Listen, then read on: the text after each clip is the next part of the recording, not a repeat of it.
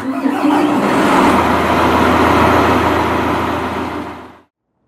everyone, it's Shane from Hanlon's for another Maintenance Monday.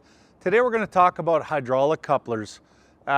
We get a lot of guys asking hydraulic couplers leaking or they're having issues with a hydraulic coupler working.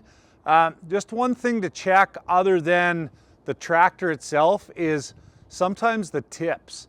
What we run into from time to time is if you have a Pioneer tip that has the round ball on it, those balls do eventually get worn and then they don't engage with the hydraulic couplers properly, and sometimes they won't open properly or they won't sit in the housing properly.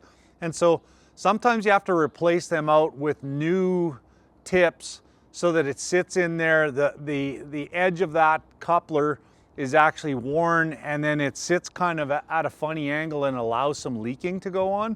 So just if you're having repeated issues with couplers leaking, have a look at your couplers, because it may be something on an older implement that you only use once in a while, and that's what's causing it, and a couple of hydraulic tips will basically rectify that. Hopefully that helps you out. Thanks for watching.